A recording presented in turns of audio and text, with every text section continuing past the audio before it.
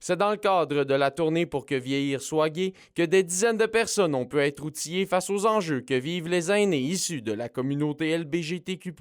Une initiative mise en place par la Fondation Émergence. Cette idée de sensibiliser les milieux aînés à la diversité sexuelle et de genre à la Fondation Émergence, ça remonte à 2009. C'est notre fondateur, Laurent McCutcheon, qui a créé un petit peu cette formation-là.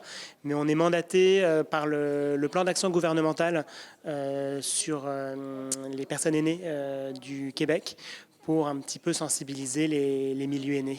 L'atelier permet de mieux saisir la réalité des personnes âgées de 65 ans et plus s'identifiant à cette minorité, alors qu'elles sont encore trop souvent stigmatisées. Ce qu'on a vu aujourd'hui, c'est des personnes qui ont vécu quand même un contexte social plus fermé par rapport à la diversité sexuelle et de genre. Donc c'est des gens qui ont dû composer souvent avec un climat assez hostile.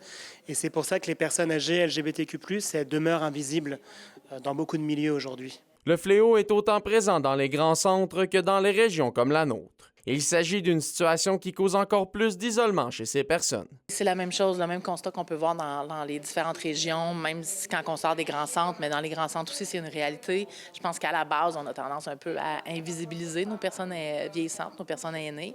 Puis là, quand on ajoute leur réalité de personnes issues de la diversité sexuelle et de genre, bien là, on a vraiment un cocktail qui fait en sorte qu'on les oublie encore plus. Bien qu'il y ait des réponses favorables au niveau de la participation, le travail est loin d'être terminé. On a des acquis, on a vraiment des lois qui nous protègent maintenant. Il y a eu beaucoup d'avancées par rapport aux droits justement des personnes de la diversité sexuelle et de genre. Malheureusement, depuis quelques années, on voit quand même une espèce de recul, là. On sent une ambiance un peu plus moins encline en fait au respect des droits. La tournée se dirigera désormais vers Val-d'Or pour la présentation d'une autre formation mercredi qui aura lieu du côté du campus de l'UQAT. Olivier Morin, RNC Nouvelles, Rouyn-Noranda.